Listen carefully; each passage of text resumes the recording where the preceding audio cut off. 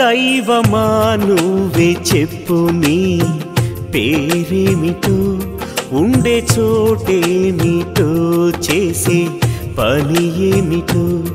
దైవమా నువ్వే చెప్పు నీ పేరేమిటో, ఉండే చోటేమిటో, చేసే పని ఏమిటో. ఓం శాంతి. నిన్నటి రోజు మనం రాజయోగంలో పరమాత్మ పరిచయాన్ని విన్నాము.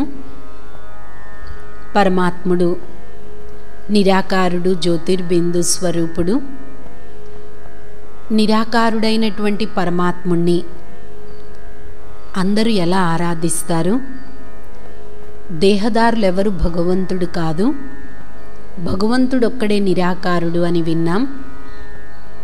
పరమాత్ముణ్ణి గుర్తించాలి అంటే 5 విషయాల గురించి విన్నాం కదా. ఒకటి సర్వమాన్యుడు, సర్వశ్రేష్ఠుడు, సర్వోపరి, సర్వగుణాలలో దాత, సర్వశక్తివంతుడు. మరి ఈ 5 విశేషతలతో భగవంతుడు అని మనం గుర్తించవచ్చు అని విన్నాము. మరి 5 విశేషతలు కూడినటువంటి భగవంతుడు నిరాకారుడు. మరి ఆ నిరాకారుడికి ఒక పేరు ఉండాలి కదా. ఎవరిని భగవంతుడు అంటున్నాము అంటే నిరాకారుడు. మరి ఆ నిరాకారుడి యొక్క పేరేంటి అంటే సదాశివ, సదాశివుడు. సదా అంటే ఎల్లప్పుడూ, శివ అనే పదం సంస్కృతం పదం. సి అంటే పాపకటేశ్వరుడు, వా అంటే ముక్తేశ్వరుడు. పరమాత్ముణ్ణి జ్ఞాపకం చేయటంతో పాపాల నుండి విముక్తులవుతాము. కాబట్టి కర్తవ్య నామవాచిక ధ్యేయంగా సదాశివ అన్నారు. అంటే పరమాత్ముడు నిరాకారుడు, జ్యోతిర్బిందు స్వరూపుడైన పరమాత్ముణ్ణి జ్ఞాపకం చేసినట్లయితే జన్మ జన్మల యొక్క పాపాల నుండి విముక్తులు కాగలుగుతాం. అందుకనే సదాశివ అన్నారు. శివ అంటే పాపాలను హరింపచేసేవాడు. మనం కూడా శ్రీహరి అంటాం. హరి అంటే పాపాలను హరింపచేసేవాడు. వెంకటేశ్వరుడు అంటాం. వేం అంటే పాపాలు, కట్ అంటే సమాప్తం చేసేవాడు, ఈశ్వరుడు. అంటే వెంకటేశ్వరుడు అన్నా, శ్రీహరి అన్నా, శివ అన్నా ఒక్కటే. శబ్దాలు వేరువేరు, అర్థం మాత్రం ఒక్కటే. అంటే పరమాత్ముడు ఒక్కరే, అతనే నిరాకారుడు, జ్యోతిర్బిందు స్వరూపుడు. అటువంటి నిరాకారుడైన జ్యోతిర్బిందు స్వరూపుడైన పరమాత్మ శివుణ్ణి జ్ఞాపకం చేసినప్పుడే జన్మ జన్మల యొక్క పాపాల నుండి ముక్తులుగా అవుతాము. పరమాత్మ నిరాకారుడు కాబట్టి నిరాకారాన్ని పూజించటం కష్టము. అందుచేత మన పూర్వీకులు ఏం చేశారు? ఒక లింగాకారం యొక్క రూపంగా ఆకారాన్ని తయారు చేశారు. అంటే పరమాత్మకి మనలాంటి సాకార రూపం ఉండదు, ఆకారీ రూపం ఉండదు. నిరాకారంగా జ్యోతిర్బిందు స్వరూపంగా ఉంటుంది ఆయన రూపం. అందుకని శివుడికి గుర్తుగా శివలింగము, అంటే లింగము అంటే చిహ్నము, గుర్తు అని అర్థం. అంటే పరమాత్మ జ్యోతిర్బిందు స్వరూపంగా ఉంటాడు అని గుర్తు కోసం ఆ శివలింగాన్ని కూడా లింగాకారం, నిరాకారం రూపంగానే తయారు చేశారు. అంత పెద్ద రూపం భగవంతుడికి ఉండదు. ఆయన జ్యోతి స్వరూపం. ఆరాధించటం కోసం పెద్ద రూపాన్ని మనం తయారు చేసుకొని పూజిస్తూ వచ్చాము. కానీ అసలు పరమాత్ముడు నిరాకారుడు, జ్యోతిర్బిందు స్వరూపుడే. కాబట్టి ఆయన పేరు సదాశివ. కర్తవ్యంతో సూచింపబడిన పేర్లు భగవంతుడికి. మనకి కర్తవ్యంతో సూచింపబడిన పేర్లు ఉండవు. లక్ష్మి అని పేరు పెట్టుకోవచ్చు, ధనం లేకపోవచ్చు. సరస్వతి అని పేరు ఉండొచ్చు, అక్షరం ముక్క రాకపోవచ్చు. ఆనందం పేరు పెట్టుకోవచ్చు, జీవితంలో ఆనందంగా ఉండకపోవచ్చు. కానీ పరమాత్మవి కర్తవ్యంతో సూచింపబడే పేర్లు. అమరనాథుడు అంటాం మనం. అమరులకు కూడా నాథుడు అంటే దేవాది దేవుడు, దేవతల కంటే కూడా ఉన్నతమైన వాడు, దేవదేవ మహాదేవ అంటాము. అందుకనే అమరనాథుడు అన్నాం. విశ్వనాథ్ మొత్తం విశ్వానికి యజమాని. ప్రపంచం మొత్తానికి భగవంతుడే యజమాని. అందుకని ఆయన్ని విశ్వనాథ్ అన్నారు. ఏ విధంగా ఒక జిల్లాకి కలెక్టర్ హెడ్, ఒక రాష్ట్రానికి ఒక సీఎం హెడ్, అదే మొత్తం దేశానికి ఒక హెడ్ ఉంటారు. అదేవిధంగా పరమాత్మ మొత్తం ప్రపంచానికి నాథుడు. అందుకనే ఆయన్ని విశ్వనాథ్ అన్నారు. తర్వాత పరమాత్ముణ్ణి సోమనాథ్ అని కూడా అన్నారు. సోమరసాన్ని త్రాగిస్తున్నారు. జ్ఞానం అనే సోమరసం, అమృతం, అమృతాన్ని త్రాగిస్తున్నారు కాబట్టి పరమాత్ముణ్ణి సోమనాథుడు అన్నారు. పశుపతినాథ్ అని కూడా అన్నారు. అంటే మనందరి బుద్ధి, పాషాణం బుద్ధి, పశువుగా మారినటువంటి మన బుద్ధిని దివ్యంగా తయారు చేస్తున్నారు. బబుల్నాథ్ అని కూడా అంటారు. బబుల్ అంటే ముళ్ళు. కాలికి ముళ్ళు గుచ్చుకుంటుంది అనుకోండి, తీసుకోగలుగుతారు. కానీ మనసులో ముళ్ళలాంటి మాటలు గుచ్చుకుంటే తీయలేరు. అంటే ప్రపంచంలో మనుషుల యొక్క మనస్తత్వాలు ఎలా అయిపోయాయి అంటే మాటలతో మనసులో ముళ్ళలాగా గుచ్చే విధంగా మాట్లాడుతున్నారు. అటువంటి మనస్తత్వం కలిగినటువంటి మానవులని పూలలాగా తయారు చేస్తున్నారు. అందుకనే పరమాత్ముణ్ణి బబుల్నాథ్ అంటారు. ఇలా భగవంతుడికి కర్తవ్యం అనుసారంగా పేర్లుంటాయి. కానీ మనకి కర్తవ్యంతో సూచింపబడే పేర్లు ఉండవన్నమాట. కాబట్టి పరమాత్మ కర్తవ్యానుగుణంగానే సదాశివ అని పేరొచ్చింది. అంటే శివ్ అనే శబ్దము కళ్యాణకారి, మంగళకారి అని అర్థము. శివ అనే శబ్దానికి సింధీ లాంగ్వేజ్లో జీరోని శివ్ అంటారు. శివ అంటే శుభానికి సూచకం, శాంతికి గుర్తు.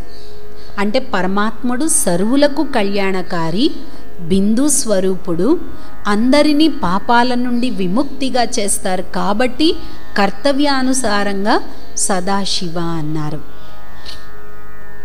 కాబట్టి ఇటువంటి నిరాకారుడైన పరమాత్మ శివుడు ఎక్కడ నివసిస్తారు? భగవంతుడికి కూడా ఒక ధామం అయితే ఉంటుంది. మనందరికీ ఎట్లయితే ఇల్లుంటాయో భగవంతుడికి కూడా ఒక నివాస స్థానం ఉంది. అది పరంధామము.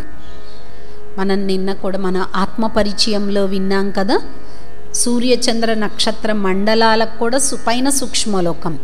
ఆ సూక్ష్మలోకానికి కూడా పైన బంగారపు ఎరుపు రంగు వర్ణ ఛాయల్లో ఉంటుంది పరంధామము అని. భగవంతుడి నివాసము మన ఆత్మల నివాస స్థానం అదే. తండ్రి ఎక్కడుంటే పిల్లలు కూడా అక్కడే ఉంటారు. పరం అంటే చాలా ఉన్నతమైన ధామం. ఏ విధంగా రాష్ట్రపతి భవనం ఊరికి చివర్లో ఉంటుంది, అదేవిధంగా పరమాత్మ ధామం కూడా ఈ ప్రపంచానికి దూరంగా పైన ఉంటుంది. ఆయన అందరికంటే ఉన్నతమైనటువంటి వారు కాబట్టి పరంధామము, పరమ ఉన్నతమైనటువంటి ధామము. దాన్ని ఛటాతత్వం, ఆరో తత్వం అని కూడా అంటారు, పరలోకం అని కూడా అంటారు, శాంతిధామం అని కూడా అంటారు.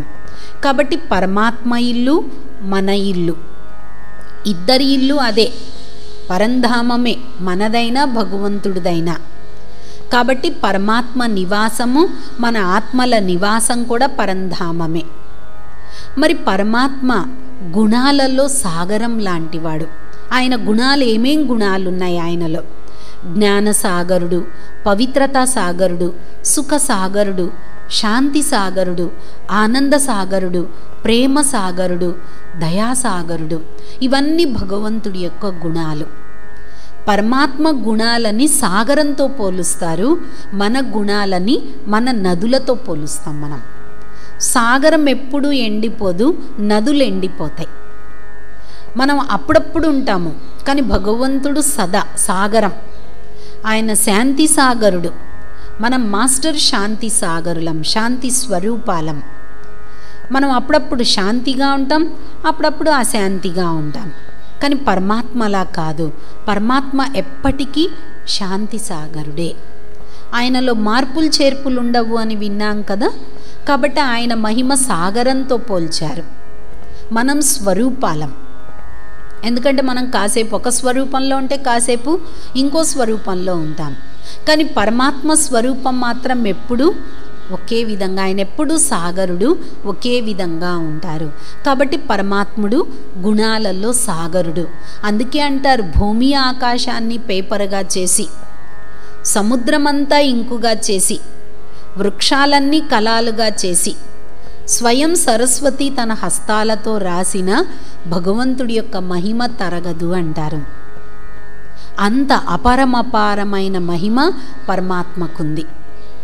అంటే పరమాత్ముడు రూపంలో జ్యోతిర్బిందు స్వరూపుడైన గుణాలలో సాగరం లాంటివాడు. అందుకనే ఆయన మహిమను సాగరంతో పోల్చారు. కాబట్టి ఇటువంటి పరమాత్మ గుణాల సాగరుడు, అటు పరమాత్మ గుణాలు అన్ని గుణాలలో సాగరుడు అని విన్నాము. మరి భగవంతుడు ఎప్పుడు ఈ సృష్టి పైన అవతరిస్తారు? ఆయన కాలం ఏంటి? భగవంతుడు వచ్చే సమయం ఎప్పుడో వస్తాడు అనుకుంటున్నాం. భగవంతుడు వచ్చారు, ఈ సృష్టి పైన అవతరించి తన దివ్యమైన కార్యాన్ని నిర్వహిస్తున్నారు ప్రజాపిత బ్రహ్మ ద్వారా. కాబట్టి భగవంతుడు రావటమే కాదు, ఆయన వెళ్ళే సమయం కూడా ఆసన్నమైంది. కాబట్టి ప్రతి ఒక్కరూ గుర్తించండి, భగవంతుడు ఇప్పుడు ఈ సృష్టి పైన అవతరించారు. భగవంతుణ్ణి మనం కలుసుకోవాలి అంటే కలుసుకోవచ్చు.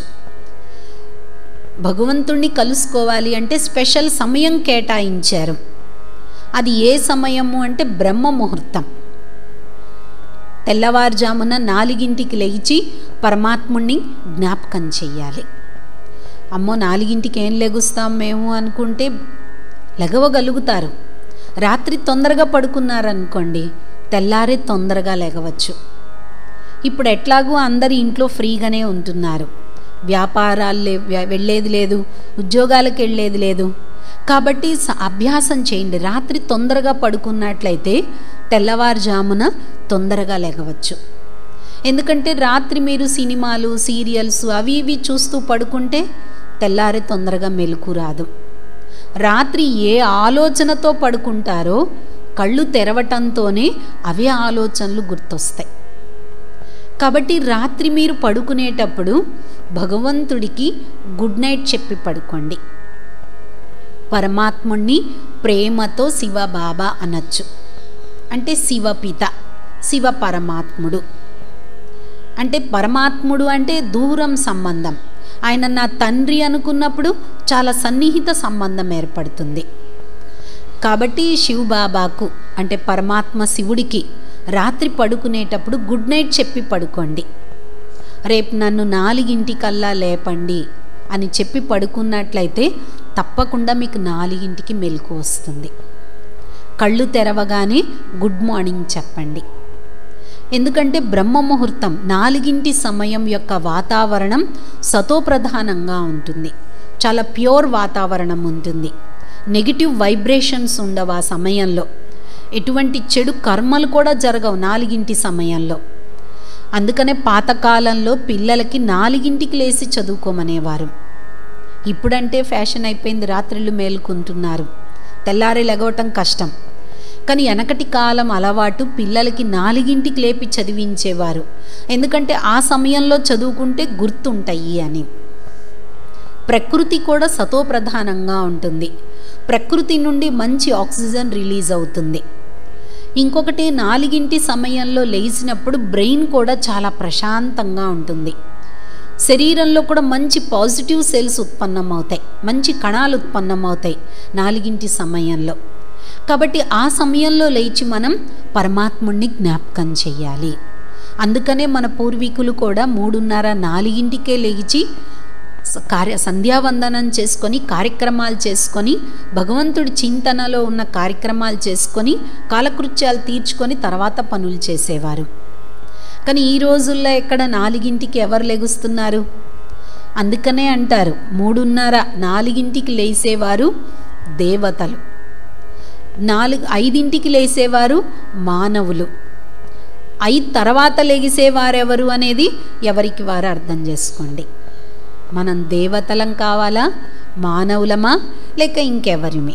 ఎన్నింటికి లెగుస్తున్నాం? దేవత అయ్యే లక్షణాలా ఎలా ఉన్నాయా అని ఎవరికి వాళ్ళు చెకింగ్ చేసుకోండి. ఎందుకంటే 4 సమయంలో భగవంతుడు తన పిల్లలైన మనందరితో కలవటానికి స్పెషల్ అపాయింట్మెంట్ ఇచ్చారు. ఏ విధంగా పెద్ద వ్యక్తుల్ని కలవాలి అంటే అపాయింట్మెంట్ తీసుకుంటారు. అది అర్ధరాత్రి 12 మీరు వెళ్ళి కలుస్తారు. మరి భగవంతుణ్ణి కలుసుకోవాలి అంటే బ్రహ్మ ముహూర్తం 4 సమయంలో లేచి పరమాత్ముణ్ణి జ్ఞాపకం చెయ్యాలి. రాత్రి పడుకునేటప్పుడు గుడ్ నైట్ చెప్పి పడుకోండి. తప్పకుండా తెల్లారే 4 మెలకు వస్తుంది. మెలకు రాగానే గుడ్ మార్నింగ్ చెప్పండి. ఒకటి, రాత్రి పడుకునేటప్పుడు రోజంతా మన దినచర్యని భగవంతుడికి ఒక్కసారి మనస్సులో చెప్పండి. ఈరోజు నా దినచర్య ఇలా గడిచింది. ఈరోజు ఏదైనా తప్పు జరిగినట్లయితే ఇది నేను జరగకుండా రేపు జాగ్రత్త పడతాను అని భగవంతుడికి చెప్పి హాయిగా విశ్రాంతి తీసుకోండి. పడుకోగానే నిద్ర పడుతుంది.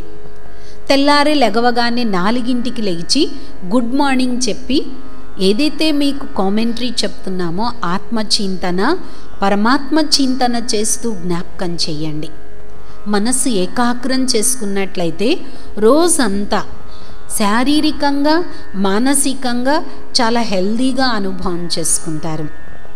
మనసులో ఏ రకమైన డిప్రెషన్, టెన్షన్ అనేది ఉండదు. ఎందుకంటే మన ఆత్మకి మార్నింగ్ ఎనర్జీ పాస్ అవుతుంది కాబట్టి ఆ ఎనర్జీ రోజంతా బాగా ఉపయోగపడుతుంది. కాబట్టి బ్రహ్మ ముహూర్తం సమయంలో లెగిచి పరమాత్ముణ్ణి జ్ఞాపకం చేసినట్లయితే చాలా మంచి లాభాలను పొందుతాము. కాబట్టి 4 లేచి జ్ఞాపకం చెయ్యండి. ఆత్మచింతన చెయ్యండి. లెగవగానే నిద్ర రాకుండా ఉండటానికి కొంచెం నోరు పుకిలించుకొని కూర్చోండి. అభ్యాసం చేసుకుంటూ ఉండండి. 4 నుంచి 4:45 వరకు మేము ప్రతి బ్రాంచెస్లో అందరం ఆ సమయంలో మెడిటేషన్ చేస్తాం. భగవంతునితో కలుసుకుంటాం. భగవంతుడి నుండి శక్తులు పొందుతూ ఉంటాం. వరదానాలను పొందుతూ ఉంటాం. కాబట్టి మీరు కూడా అభ్యాసం చేసినట్లయితే భగవంతుడికి మనకి చాలా దగ్గర సంబంధం ఏర్పడుతుంది. ఈ విధంగా అమృత వేళలో లేచి పరమాత్ముణ్ణి జ్ఞాపకం చేయాలి. అయితే పరమాత్ముణ్ణి జ్ఞాపకం చేసేటప్పుడు కొన్ని ఆటంకాలు వస్తాయి. చాలామంది అంటారు భగవంతుడిని జ్ఞాపకం చేయటానికి కూర్చుంటామండి, కానీ మా మనసు ఏకాగ్రం కావట్లేదు అంటారు. మనసులో రకరకాల ఆలోచనలు వస్తున్నాయి అంటారు. మరి మనసు ఎందుకు ఏకాగ్రం కాదు? కారణం ఏంటి? ఎందుకంటే భగవంతుడు గుణాల సాగరుడు. సాగరంతో కనెక్షన్ పెట్టుకుంటే ఆయనలో ఉన్న గుణాలన్నీ మనలో వచ్చేస్తాయి. ఏ విధంగా నీళ్లు పారబోసామనుకోండి కిందకి వెళ్ళిపోతాయి. ఎందుకంటే నీటి యొక్క ఉత్పత్తి సాగరం కింద ఉంది. అదే మనం అగ్ని వెలిగించామనుకోండి అగ్ని ఆవిరయ్యి పైకి వెళ్తుంది. ఎందుకంటే అగ్ని యొక్క ఉత్పత్తి సూర్యుడు, సౌరశక్తి పైన ఉంది. అదేవిధంగా గుణాల సాగరుడు పరమాత్ముడు. పరమాత్మతో మన మనసుని ఏకాగ్రం చేసుకుంటే భగవంతుడిలో ఉన్న గుణాలన్నీ మనలో లభిస్తాయి. అయితే భగవంతుణ్ణి జ్ఞాపకం చెయ్యాలి అంటే కోరికలతో జ్ఞాపకం చేయకూడదు. భగవంతుణ్ణి ఎందుకు జ్ఞాపకం చెయ్యాలి అంటే ఆయనలో ఉన్న క్వాలిటీస్ని మనలో డెవలప్ చేసుకోవటానికి, అంతే. ఎవరితోనైనా మీరు ఫ్రెండ్షిప్ చెయ్యాలి అంటే మంచి సంస్కారాలున్న వ్యక్తులతో ఫ్రెండ్షిప్ చేస్తారు. మరి ప్రపంచంలో భగవంతుడి కంటే గొప్ప క్వాలిటీస్ ఉన్న వాళ్ళు ఎవరు లేరు. కాబట్టి ఆ క్వాలిటీస్ ఉన్నటువంటిది ఒక నిరాకార జ్యోతిర్బిందు స్వరూపుడైన పరమాత్మలోని ఆ క్వాలిటీస్ ఉన్నాయి. కాబట్టి ఆ క్వాలిటీస్ మనలో డెవలప్ చేసుకోవాలి అంటే ఆ భగవంతుడితో మనకి కనెక్షన్ జోడించుకోవాలి. ఎప్పుడైతే జ్యోతి స్వరూపుడైన పరమాత్మతో మన కనెక్షన్ జోడించుకుంటామో ఆటోమేటిక్గా మనసుని మనం ఏకాగ్రం చేసుకోగలుగుతాం. ఎందుకంటే మనసుని మరల్చుకునే సంస్కారం చిన్నప్పటి నుంచి ఉండే ఉంది. భగవంతుణ్ణి మనం కష్టాలలో జ్ఞాపకం చేస్తాం. సుఖం వచ్చినప్పుడు భగవంతుడే గుర్తుకు రారు. కష్టాలు రావటం కూడా మంచిదే కదా, అలా అన్న భగవంతుడు గుర్తొస్తాడు మనకి. అందుకే ఏమంటారు, కుంతీదేవి, కృష్ణుడు కుంతీదేవిని అమ్మ నీకేం వరం కావాలో కోరుకో అంటే ఆమె అడిగిందంట, కృష్ణ నాకు అన్ని కష్టాలే ఇవ్వు అందంట. అదేంటమ్మా అందరూ సుఖాలు అడుగుతారు, నువ్వు కష్టాలు అడుగుతున్నావేంటి అంటే, కష్టం వస్తేనే కదా కృష్ణ నువ్వు గుర్తొచ్చేది అందంట. అంటే కష్టాలు రావటం కూడా మంచిదే, అలా అన్న భగవంతుడు గుర్తొస్తాడు. అలా అని కష్టాలు తీరిపోగానే భగవంతుడిని మర్చిపోవటం కాదు. అందుకే అంటారు, సుఖంలో అందరూ స్మరిస్తారు, దుఃఖంలో అందరూ స్మరిస్తారు, సుఖంలో ఎవ్వరూ స్మరించరు. ఒకవేళ సుఖంలో కూడా స్మరించినట్లయితే దుఃఖాలు రావు. కానీ సుఖంలో మునిగిపోతే భగవంతుడు ఎక్కడ గుర్తొస్తాడు మనకి? గుర్తుకు రారు కదా. కాబట్టి స్వార్థంతో, కోరికలతో భగవంతుణ్ణి మనం జ్ఞాపకం చెయ్యకూడదు. నిస్వార్థమైన మనస్సుతో, సత్యమైన ప్రేమతో భగవంతుణ్ణి జ్ఞాపకం చేయాలి. ఎందుకంటే జ్ఞాపకాన్ని మరల్చుకునే సంస్కారం చిన్నప్పటి నుంచి ఉంది. ఏ విధంగా పిల్లవాడు పుట్టినప్పుడు తల్లితో ప్రేమ ఉంటుంది, పెద్దగా అయిన తర్వాత స్నేహితులతో ప్రేమ ఉంటుంది, ఇంకా పెద్దగా అయిపోయిన తర్వాత చదువు మీద ప్రేమ ఉంటుంది, వైవాహిక జీవితంలో భార్యా పిల్లలతో ప్రేమ ఉంటుంది, వ్యాపారం చేసేటప్పుడు వ్యాపారం పట్ల ప్రేమ ఉంది. అంటే ప్రేమ అనేది స్థిరంగా లేదు, మరులుతూ ఉంది. మరి అదేవిధంగా ఇంతవరకు దేహదారులతో ఉన్నటువంటి ప్రేమను మనం భగవంతుడి వైపు మరల్చుకోవాలి. ఎలా మరల్చుకోగలుగుతామండి అని చాలామంది అంటారు. ఎందుకంటే మనస్సుకి ప్రేమను మరల్చుకునే సంస్కారం చిన్నప్పటి నుంచి ఉంది. కాబట్టి దేహదారులతో ఉన్నటువంటి ప్రేమను ఇప్పుడు భగవంతుడి వైపు మరల్చుకున్నట్లయితే భగవంతుడిలో ఉన్నవన్నీ మనలో వస్తాయి. ఏ విధంగా ఒక ఎయిర్ కండిషన్ రూమ్లో కూర్చుంటాం అనుకోండి, ఆటోమేటిక్గా ఆ ఎయిర్ కండిషన్ యొక్క ఎఫెక్ట్, ఆ శీతలత మనం వద్దనుకున్న ఆ ఫీలింగ్ మనకు కలుగుతుంది. ఏ విధంగా సూర్యుడి బయటకు వెళ్ళాం, సూర్యకిరణాలు ఎంత వద్దనుకున్నా ఆ కిరణాలు మన పైన ప్రసరిస్తాయి. అదేవిధంగా పరమాత్ముడితో మనం కనెక్షన్ జోడించుకుంటే ఆయనలో ఉన్న గుణాలన్నీ మనలో ఏర్పడతాయి. ఏ విధంగా పవర్ హౌస్ పక్కనే మన ఇల్లు ఉంది, నాకు కరెంట్ రావట్లేదు అంటే ఎలా వస్తుంది? పవర్ హౌస్ నుంచి మనం కనెక్షన్ తీసుకుంటే అప్పుడు మన ఇంట్లో కరెంటు పాస్ అవుతుంది. అదేవిధంగా పరమాత్ముడిని నేను జ్ఞాపకం చేస్తున్నాను, నా మనసు ఏకాగ్రం కావట్లేదు అంటే ఎలా ఏకాగ్రం అవుతుంది? ఆయనతో మనకి కనెక్షనే లేదు, ఆయన పరిచయమే తెలియదు, ఆయన ఎలా ఉంటారో తెలియదు. మరి అలాంటప్పుడు భగవంతుడిని జ్ఞాపకం చేసిన మనసు ఏకాగ్రం కాదు. కాబట్టి మనం భగవంతుడి గురించి తెలుసుకున్నాం, ఆయన నిరాకారుడు, జ్యోతిర్బిందు స్వరూపుడు అని తెలుసుకున్నాం. కాబట్టి మనసుని ఏకాగ్రం చేసుకోవటం చాలా ఈజీ అవుతుంది. మనసుని ఏకాగ్రం చేసుకోవటానికి 3 వస్తువులు వాడతాం మనం. ఒకటి మాల తిప్పుతాం, రెండోది మంత్రాన్ని ఉచ్చారణ చేస్తాం, మూడోది మూర్తి, విగ్రహం ముందు కూర్చుంటాం. మాల తిప్పుతాం, రామ్ రామ్ అని, ఓం నమః శివాయ అని. నోటితో మాల తిప్పుతారు, కానీ మనసు ఎక్కడెక్కడో తిరుగుతూ ఉంటుంది.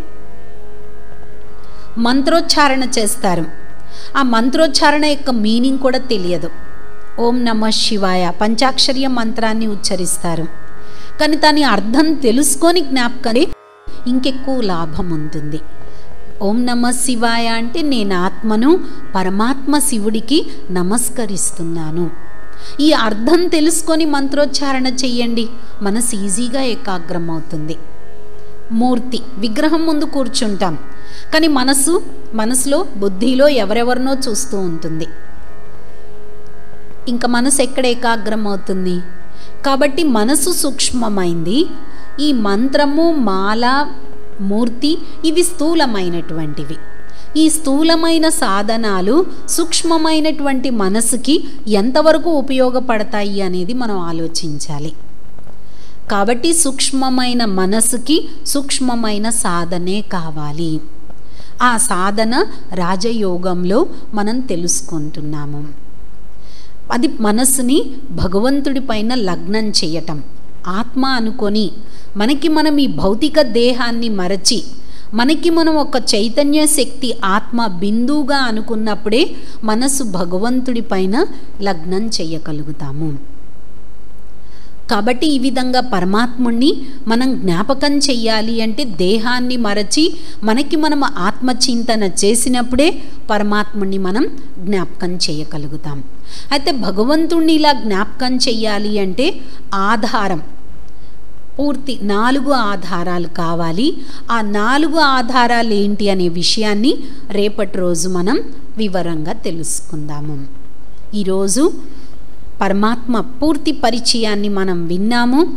ఆయనతో మనం ఎప్పుడు కలవచ్చు అని విన్నాం, ఎలా జ్ఞాపకం చెయ్యొచ్చు అని విన్నాం. కాబట్టి ఇప్పుడు మనస్సుని భగవంతుడి పైన ఏకాగ్రం చేద్దాము. ఓం శాంతి. నేను ఒక చైతన్య శక్తిని.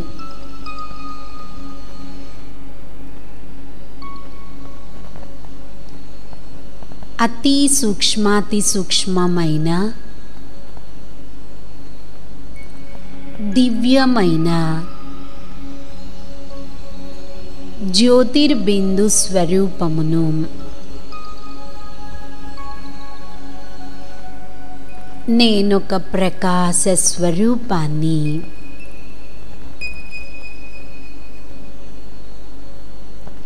సత్యమైన వాడను, చైతన్య స్వరూపమును.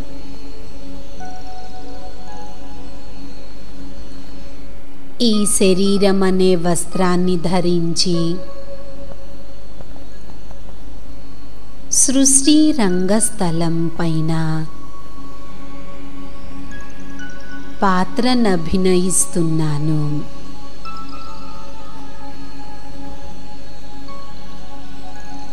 మనస్సు బుద్ధి ద్వారా పంచతత్వాల దేహానికి అతీతంగా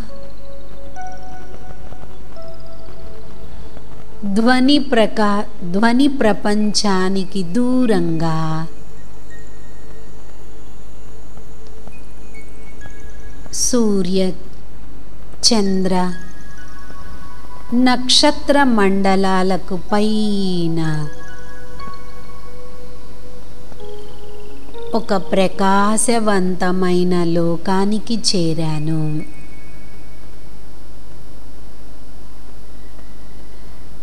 అచ్చట నుండి నెమ్మదిగా బ్రహ్మ మహాతత్వము బంగారపు ఎరుపు రంగు వర్ణ ఛాయల్లో ఉన్న లోకానికి చేరాను.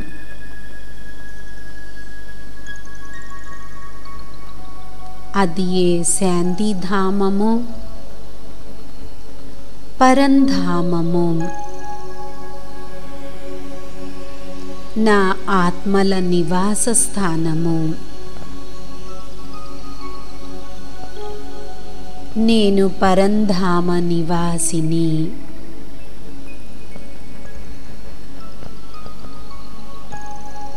ఈ ధామంలో నేను మెరుస్తున్న జ్యోతి వలె చూసుకుంటున్నాను. నేనొక దివ్యమైన ప్రకాశాన్ని.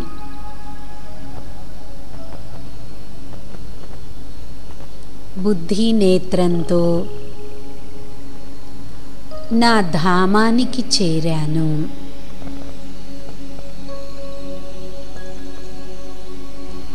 ఇచ్చట చాలా ప్రశాంతత ఉంది. ఎంత ప్రశాంతంగా ఉంది, ఎంత నిస్సంకల్ప స్థితిలో ఉన్నాను. నా మనస్సులో ఇతర ఆలోచనలు లేవు. నేను శాంతిధామ నివాసిని. నా స్వధర్మమే శాంతి. నా సంస్కారమే శాంతి. నా గుణమే శాంతిగా ఉండటం.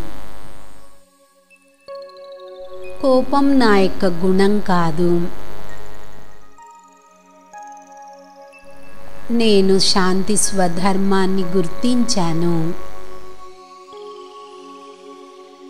నేనందరితో శాంతిగా వ్యవహరిస్తాను. నేనొక శాంత స్వరూపాన్ని, శాంతి శక్తిని,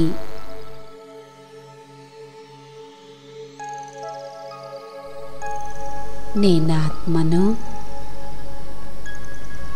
మనసు బుద్ధి ద్వారా నెమ్మది నెమ్మదిగా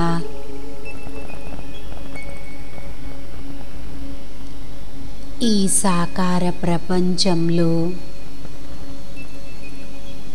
సాకార శరీరంలో ప్రవేశించాను.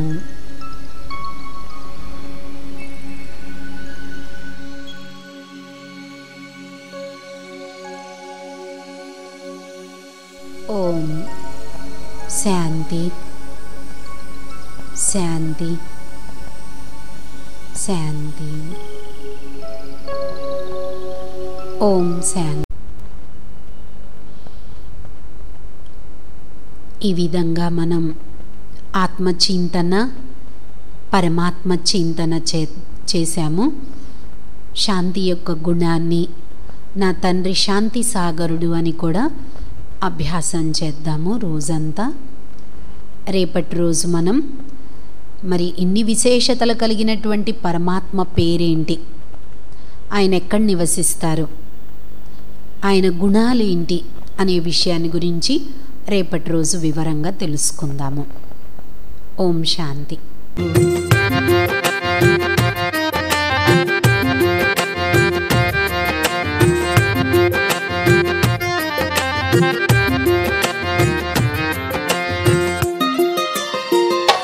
సృష్టినంతా నడిపే నీలో శక్తి ఏమిటో, సృష్టినంతా నడిపే నీలో శక్తి ఏమిటో, కష్టమంతా తుడిచే